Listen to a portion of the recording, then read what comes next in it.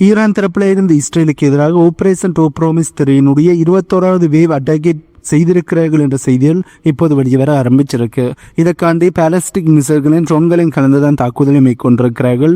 Solid metal liquid fuel இன்ஜின்களை கொண்ட ballistic மிசைல்களைத்தான் இப்போது Iran தரப்பிலிருந்து பயன்படுத்த இருக்காங்க என்பதை IRGC தரப்பிலிருந்து சொல்லியிருக்காங்க. இஸ்ரேலில் இருக்கின்ற பல பகுதிகளில் குறிவைத்து தாக்குதலை நடத்தி இருக்கும் என்றும் ஏர் டிஃபென்ஸ் சிஸ்டங்களை தாண்டி வெற்றிகரமாக எங்களுடைய தாக்குதல்கள் இடம்பெற்றிருக்கு என்றும் IRGC தரப்பிலிருந்து இப்போது செய்தியானது வெளிவர ஆரம்பிச்சிருக்கு. அதில் முக்கியமாக இஸ்ரேலில் இருக்கின்ற நொதான் கைப்பா பகுதியாக இருக்கட்டும், கைப்பா பகுதியாக இருக்கட்டும், இஸ்ரேலோட தலைநகரமாக இருக்கின்ற டெல்லோய் பகுதியாக இருக்கட்டும், அஸ்கலோன் பகுதியாக இருக்கட்டும், ஆர்க்காக இருக்கட்டும், ஆஸ்கோட் பகுதியாக இருக்கட்டும், இங்கே அனைத்துமே வெற்றிகரமான தாக்குதலை ஈரான் தரப்பிலிருந்து செய்திருக்காங்க. அதிலே முக்கியமாக ஈரான் தரப்பில் இருந்து இஸ்ரேலோட முக்கியமான மேஜர் பவர் ஸ்டேஷனை குறிவைத்து தாக்குதலை நடத்தி இருக்கிறார்கள். அதாவது இஸ்ரேலோட அஸ்கலோன் பகுதியில் இருந்த மேஜர் பவர் ஸ்டேஷனை குறிவைத்து தான் தாக்குதலை நடத்தி இருக்கிறபடியால் அது சேதம் அடைந்திருக்கணும். இதனால இஸ்ரேலோட பல பகுதிகளில் பவர் கட்டானது ஏற்பட்டிருக்கின்ற செய்திகளும் இப்போது வெளிவர ஆரம்பிச்சிருக்கு. இதோட ஈரான் நிறுத்தினார்கள் என்ற 10 இல்லை 40 நிமிஷங்களுக்கு இடையில 15 பாலஸ்டிக் மிசைல்களை இஸ்ரேலுக்கு எதிராக லான்ச் பண்ணி இருக்கிறார்கள். இதில் 1-2 பாலஸ்டிக் மிசைல்களை இஸ்ரேலோட ஏர் டிஃபென்ஸ் சிஸ்டம் சுட்டு வைத்து இருந்தாலும் ஈரான் லான்ச் பண்ணிய பல பாலஸ்டிக் மிசைல்கள் தங்களுடைய டார்கெட்டை போய் தாக்கி அளித்திருக்கின்றும் அதுக்கான வீடியோஸும் இப்போது வெளிவர ஆரம்பிச்சிருக்கு. அதிலே முக்கியமாக ஈரான் தரப்பில் இருந்து சபேட் என்ற பகுதியில் இருந்த மிலிட்டரி டார்கெட்டை குறிவைத்தும் தாக்குதலை நடத்தி இருக்காங்க. அதாவது இஸ்ரேலோட சபீட் பகுதியில் இருந்த மிலிட்டரி டார்கெட்டை குறிவைத்து தாக்குதலை நடத்தி இருப்பதாகவும் இங்கே வெற்றிகரமான தாக்குதலை நடந்த போதிலும் இதற்கான வீடியோஸும் போட்டோஸும் வெளியே வரையில. ஏனென்றால் இஸ்ரேலோட அரசாங்கம் தரப்பில் இருந்து இந்த மிலிட்டரி பகுதி என்றபடியா இதனைத்தையுமே சென்சார் பண்ண ஆரம்பிச்சிருக்காங்க என்ற செய்திகளும் இப்போது வெளியே வர ஆரம்பிச்சிருக்கு. ஆகவே ஈரான் தரப்பிலிருந்து இப்போது வெற்றிகரமான தாக்குதலை இஸ்ரேலுக்கு எதிராக செஞ்சிருக்காங்க. இதனால் இஸ்ரேலுக்கு பலத்த சேதங்கள் ஏற்பட ஆரம்பிச்சிருக்கு. பட் இந்த தாக்குதலை இஸ்ரேலுக்கு எதிராக ஈரான் மேற்கொள்வார்கள் என்று யாருமே நம்பல. ஏனென்றால் அமெரிக்காவுக்கு எதிரான பதிலடியைத்தான் ஈரான் மேற்கொள்வார்கள் என்று பலரும் எதிர்பார்த்தார்கள். பட் ஈரான் கொஞ்சம் சுமார்ட்டாக வேலை செய்கிறார்கள் என்றே சொல்ல முடியும். இப்போ அமெரிக்கா மேலே கை வைக்காமல் முதல்ல இஸ்ரேலோட சோழியை முடிப்போம், அதுக்கு பிறகு அமெரிக்கா மேலே கை வைப்போம் என்றும் ஈரான் முடிவு பண்ணியிருக்கக்கூடிய வாய்ப்புகள் இருக்கு. இப்படி ஒரு முடிவை ஈரான் எடுத்தார்கள் என்றால் இது ஈரானோட சுமார்ட்டான மூவ் என்றே சொல்ல முடியும்.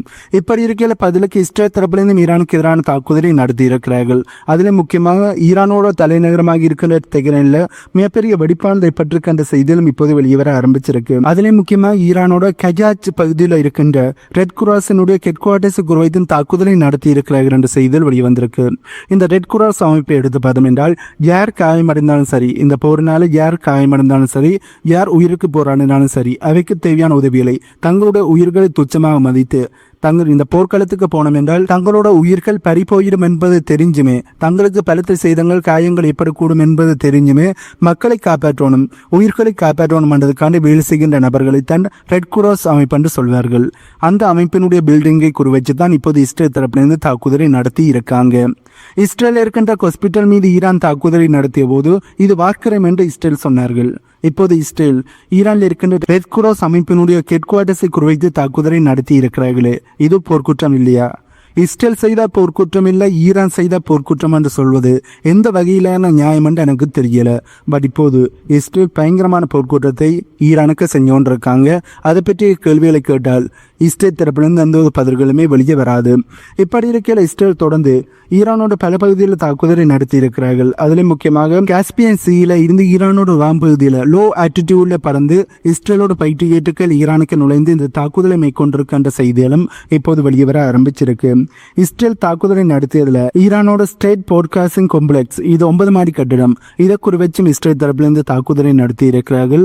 ஈரானோட நியூக்ளியர் ஃபெசிலிட்டிஸ் ஆகி இருந்த, அதாவது ஈரானோட மெயினான நியூக்ளியர் ஃபெசிலிட்டிஸ் ஆகி இருந்த ஃபோர்டோ நியூக்ளியர் ஃபெசிலிட்டிஸை குறிவைத்தும் இப்போது இஸ்ரேல் தரப்பிலிருந்து தாக்குதலை நடத்துவதற்கு ட்ரை பண்ணி இருக்காங்க. இங்கேதான் அமெரிக்கா தரப்பிலிருந்து தங்களுடைய பாம்பஸ் விமானத்தை பயன்படுத்தி தாக்குதலை நடத்தி ஃபெயிலியர் அடைஞ்சிருந்தது. ஏனென்றால் அங்கிருந்த யுரேனியத்தை ஏற்கனவே ஈரான் தரப்பிலிருந்து வேறு இடத்துக்கு மாற்றி விட்டார்கள். அதுக்கு பிறகுதான் அந்த இடத்தை அமெரிக்கா தாக்குதலை நடத்தினாங்க. இப்படி இருக்கையில் மறுபடியும் அந்த இடத்தை இஸ்ரேல் தாக்குதலை நடத்துவதன் மூலம் அமெரிக்காவோட தாக்குதல் அனைத்துமே ஃபெயிலியர் அடைஞ்சிருக்கு என்பதை இஸ்ரேலை உறுதிப்படுத்துற மாதிரி இருக்கு. பட் இது அமெரிக்காவுக்கு மிகப்பெரிய ஒரு அவமானத்தை ஏற்படுத்தி இருக்குன்னு சொல்ல முடியும். அது மட்டும் இல்லாமல் ஈரானுக்கு எதிராக இஸ்ரேல் மேற்கொள்ளுகின்ற தாக்குதல்கள் தொடர்ந்து இடம்பெற்றுக் கொண்டிருக்கு. இப்போ தாக்குதல் முடிவடைந்தது என்ற செய்திகள் வெளிவரையில தொடர்ந்து இஸ்ரேல் தரப்பிலிருந்து ஈரானுக்கு எதிரான மல்டிபிள் தாக்குதலை செஞ்சோன்னு இருக்காங்க.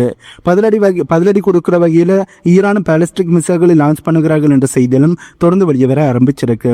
இப்படி இருக்கையில் அமெரிக்காவோட ஸ்டேட் செக்ரட்டரியாக இருக்கிற மார்க் ரூபியோ அவர்கள் ஈரானோட நியூக்ளியர் ஃபெசிலிட்டிஸ் மீது நாங்கள் தாக்குதலை நடத்தியதற்கு நிறைய நாடுகள் பப்ளிக்காக எங்களுக்கு எதிரான கண்டனங்களை முன்வைச்சார்கள். பட் மறைமுகமாக அந்த நாடுகளே எங்களுக்கு நன்றிகளை சொல்லி இருக்கிறார்கள் என்று சொல்லியிருக்கார். இது எப்படி இருக்கு தெரியுமா? காரி துப்பினாலும் அதனை துடைச்சிட்டு எங்களுடைய வேலைகளை பார்ப்போம் என்ற மாதிரி இருக்கு. அதாவது ஒரு அசிங்கமான செயலை செஞ்சுட்டு அதுக்கு மக்கள் காரி துப்பினாலும் அதனை துடைச்சிட்டு நாங்கள் எங்களுடைய வேலையை பார்ப்போம் என்ற மாதிரி தான் இவரோட கருத்தானது இருக்கு. ஏற்கனவே நிறைய நாடுகள் கண்டனத்தை தெரிவிச்சிட்டார்கள். இப்படி இருக்கையில் மறைமுகமாக எங்களுக்கு நன்றிகளை அவர்கள் தெரிவித்தார்களாம். எந்தெந்த நாடுகள் என்று இவர் குறிப்பிடல. ஏனென்றால் பப்ளிக்காக இவர்கள் கண்டனத்தை தெரிவித்தபடியால் இது அமெரிக்காவுக்கு மிகப்பெரிய ஒரு பின்னடைவை ஏற்படுத்தி இருக்கு என்று சொல்ல முடியும். உலக அரங்கில் இவர்களுக்கு கெட்ட தேரை ஏற்படுத்தி இருக்கு. ஆகவே அதனை மறைக்கிறதுக்காண்டியும் இப்போது உலக நாடுகள் காரி துப்பிட்டாங்க, அதனை துடைச்சிட்டு அதை மறைக்கிறதுக்காண்டியும் மறைமுகமாக எங்களுக்கு நன்றிகளை உலக நாடுகள் தெரிவிச்சிருக்கிறார்கள் என்று சொல்லியிருக்கிறார்கள். பட் எந்தெந்த நாடு என்று சொன்னால் கொஞ்சம் நல்லா இருக்கும். சரி, இவர்கள் சொல்ற மாதிரி மறைமுகமாக அமெரிக்காவுக்கு எந்த நாடுகள் நன்றிகளை தெரிவிச்சிருப்பார்கள் என்று பார்த்தோம் என்றால் வேறு யார்? மிடில் ஈஸ்டில் இருக்கிற நாடுகள் தான் நன்றிகளை தெரிவிச்சிருப்பார்கள். முக்கியமாக சவுதி அரேபியா நன்றிகளை தெரிவிச்சிருக்கக்கூடிய வாய்ப்பு கூடவே இருக்கு. ஏனென்றால் சவுதி அரேபியாவுக்கும் ஈரானுக்கும் இடையில் ஆகவே ஆகாது. ஆகவே மறைமுகமாக சவுதி அரேபியா அமெரிக்காவுக்கு நன்றிகளை தெரிவிச்சிருக்கக்கூடிய வாய்ப்புகள் ரொம்பவே அதிகமாக மாறி இருக்குன்றே சொல்ல முடியும். இப்படி இருக்கையில சீனாவோட ஃபாரின் மினிஸ்ட்ரியினுடைய ஸ்போக் பர்சன் தரப்புல இருந்து இப்போது மிடில் ஈஸ்டில் பிரச்சனைகள் ரொம்பவே மோசமாக போய்கொண்டு இருக்கு. இதனால் இந்த பிரச்சனையை தவிர்ப்பதற்காண்டியும் மிடில் ஈஸ்ட் தான் இந்த உலகத்தினுடைய பொருளாதாரத்துக்கு மையப்புள்ளியாக இருக்கு. இந்த மிடில் ஈஸ்டை பயன்படுத்தி நிறைய கார்கோ கப்பலாக இருக்கட்டும், கச்சா எண்ணெய் கப்பலாக இருக்கட்டும், நிறைய வணிக கப்பல்களாக இருக்கட்டும் போட்டு வந்து கொண்டு இருக்கு. இந்த நேரத்தில் மிடில் ஈஸ்டில் எஸ்கலேஷனானது அதிகரிப்பதால ஸ்ட்ரைட் ஆஃப் காமர்ஸை மூடக்கூடிய வாய்ப்புகள் இருக்கு. இது உலகத்தினுடைய பொருளாதாரத்தில் மிகப்பெரிய ஒரு பாதிப்பை ஏற்படுத்தும். ஆகவே உலக நாடுகள் உலகத்தில் இருக்கிற முக்கியமான கம்யூனிட்டிஸாக இருக்கட்டும், உலக நாடுகளாக இருக்கட்டும், உடனடியாக மிடில் ஈஸ்டில் நடக்கின்ற பிரச்சனையை தீர்ப்பதற்கான நடவடிக்கையில் ஈடுபடுங்கள். உலக நாடுகள் இதனை வேடிக்கை பார்க்காமல் உடனடியாக இதற்கான நடவடிக்கையில் ஈடுபடுங்கள் என்று சீனா தரப்பிலிருந்து அழைப்பை விடுக்க ஆரம்பிச்சிருக்கிறார்கள். முக்கியமாக சீனா தரப்பிலிருந்து இந்த பிரச்சனைக்கு முக்கியமான காரணமே இஸ்ரேல் தான். இஸ்ரேல் உடனடியாக இந்த போரை நிறுத்தணும், உடனடியாக பேச்சுவார்த்தைக்கு வரணும் என்று சீனா தரப்பிலிருந்து அழுத்தங்களை கொடுக்க ஆரம்பிச்சிருக்காங்க. இந்த நேரத்தில் மிடில் ஈஸ்டில் வர்த்தகமானது பாதிக்கப்பட்டால் ஸ்ட்ரைட் ஆஃப் காமர்ஸை ஈரான் தரப்பிலிருந்து மூடினார்கள் என்றால் உலகத்தினுடைய பொருளாதாரம் ரொம்பவே அடிவாங்கும். இதனால் கட்டாயம் இப்போது அமெரிக்கா தரப்பில் இருந்து பேச்சுவார்த்தைக்கு வந்துதான் ஆகணும். இஸ்ரேலுக்கான அழுத்தங்களை கொடுத்து இந்த பிரச்சனையை பேச்சுவார்த்தையின் மூலம் முடிப்பதுதான் உலக நாடுகளோட பொருளாதாரத்துக்கு நல்லது. அதை விட்டுட்டு இஸ்ரேல் தான் எங்களுக்கு முக்கியம், நம்மளுடைய பொருளாதாரம் முக்கியம் இல்லை, இஸ்ரேல் என்ன வேணாலும் செய்யட்டும், இஸ்ரேலோட பாதுகாப்புக்காண்டி ஈரானை முழுமையாக அழித்தாலும் பரவாயில்லை என்று அமெரிக்கா வெயிட் பண்ணி அதனை வேடிக்கை பார்த்தார்கள் என்றால் உலகத்தினுடைய பொருளாதாரம் அழிகிறதுக்கும் அமெரிக்காவோட பொருளாதாரம் அழிகிறதுக்கும் அமெரிக்கா தான் முக்கியமான காரணமாக இருப்பார்கள். இப்போது சீனா தரப்பில் இந்த ஈரானுக்கு அழுத்தத்தை முன்வைக்கல. ஏற்கனவே அமெரிக்காவோட ஸ்டேட் செக்ரட்டரியாக இருக்கிற மார்க் ரூபியோ அவர்கள் சீனா இப்போது ஈரானுக்கான அழுத்தங்களை முன்வைச்சு ஸ்டேட் ஆஃப் காமர்ஸை மூடுவதை நிறுத்தணும், அதுக்கான அழுத்தங்களை சீனா வைக்கணும் என்று நிபந்தனையை முன்வைச்சிருந்தார்கள், கோரிக்கையை முன்வைச்சிருந்தார்கள். பட் அதனை சீனா காதில் கூட வாங்கல. சீனா தரப்புல இருந்து ஈரானுக்கு எந்த ஒரு அழுத்தத்தையும் கொடுக்கல. பட் சீனா என்ன சொல்றாங்க?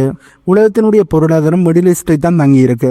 ஆகவே உலக நாடுகள் இதனை வேடிக்கை பார்க்காமல் மிடில் ஈஸ்டில் நடக்கின்ற பிரச்சனை தீர்ப்பதற்காண்டி ஒன்று கூடி ஓடி வாருங்கள் என்று அழைப்பை விடுத்திருக்கிறார்கள். இதற்காண்டி எந்தெந்த நாடுகள் சீனாக்காண்டி ஓடி வருகிறார்கள்? இது சீனாக்காண்டி என்று சொல்ல முடியாது. தங்களுடைய பொருளாதாரத்தை பாதுகாக்கணும் என்றால் உலக நாடுகள் உடனடியாக ஓடி வந்து மிடில் ஈஸ்டில் நடக்கின்ற பிரச்சனையை தீர்த்து தான் ஆகணும். இது அவர்களுக்கும் தேவையான விஷயமாகத்தான் இருக்கு. ஆகவே உலக நாடுகள் என்ன செய்ய போறாங்க? மிடில் ஈஸ்டில் நடக்கின்ற பிரச்சனையை தீர்க்கணும் என்றால் இஸ்ரேலுக்கு எதிரான கேள்விகளையும் அமெரிக்காவுக்கு எதிரான கேள்விகளையும் கேட்கணும். ஆகவே உலக நாடுகள் என்ன செய்ய போறாங்க என்பதை நாங்கள் வெயிட் பண்ணித்தான் பார்க்கணும். இப்படி இருக்கிற இந்த பிரச்சனையானது ஆரம்பித்த பிறகு கச்சா எண்ணெயினுடைய பிரைஸ் ஆனது அதிகரிச்சிருந்தது. அது மட்டும் இல்லாமல் நேற்றைய தினம் அமெரிக்கா தரப்புல ஈரானுக்கு எதிரான தாக்குதலை நடத்தின பிறகு ஒரு தாரக் கச்சா எண்ணெயினுடைய பிரைஸ் $80 அதிகரிச்சிருக்கின்ற செய்திகள் இப்போது வெளிவர ஆரம்பிச்சிருக்கு. ஏற்கனவே இந்த இஸ்ரேல் ஈரான் பிரச்சனையானது ஆரம்பித்த பிறகு ஒரு பேரட் கச்சா எண்ணெயினுடைய பிரைஸ் ஆனது $72 இருந்தது. பட் இப்போது அமெரிக்கா ஈரானுக்கு எதிரான தாக்குதலை நடத்தினார்களோ அப்போவே இந்த ஒரு பேரட் கச்சா எண்ணெயினுடைய பிரைஸ் ஆனது $80 அதிகரிச்சிருக்கு. அது மட்டும் இல்லாமல் ஸ்டேட் ஆஃப் காமர்ஸை ஈரான் தரப்பிலிருந்து மூடினார்கள் என்றால் ஒரு பேரட் கச்சா எண்ணெயினுடைய பிரைஸ் $200 இருந்து $300 அதிகரிக்கும் என்ற செய்திகளும் இப்ப வெளிவர ஆரம்பிச்சிருக்கு. ஆகவே உலக நாடுகளோட பொருளாதாரம் இப்போது ஈரான் கையில தான் இருக்குன்னு சொல்ல முடியும். ஈரான் கையில் இருக்கின்றபடியால் ஈரானை வலிக்கு கொண்டு வரணும் என்றால் இஸ்ரேலுக்கு எதிரான கேள்விகளை கேட்கணும், இஸ்ரேலை வலிக்கு கொண்டு வரணும். பட் இஸ்ரேல் யார் சொன்னாலும் கேட்க மாட்டார்கள். ஆகவே இந்த பிரச்சனை எப்படி போகுது? இந்த பிரச்சனை சுமூகமாக முடியுமா? அல்லது ஸ்டேட் ஆஃப் காமர்ஸை ஈரான் தரப்புலேருந்து மூடுவார்களா, என்ன நடக்க போகுது அனைத்தையுமே நாங்கள் வெயிட் பண்ணி பார்க்கலாம். ஆகவே இந்த வீடியோவில் நாங்கள் பார்க்க வந்த செய்தியில் உறவுதான். இந்த வீடியோ பற்றி உங்களுடைய கருத்துக்களை கீழே கமெண்ட் பண்ணுங்க. அண்ட் நம்ம சேனலை சப்ஸ்கிரைப் பண்ணி பக்கத்துக்கு பெல் ஐக்கானை கிளிக் பண்ணி வைங்க. அப்போ தான் நான் போடக்கூடிய வீடியோஸை நீங்கள் உடனுக்குடன் பார்க்க முடியும். இன்னும் ஒரு வீடியோவில் உங்களை மீட் பண்ணுறேன்.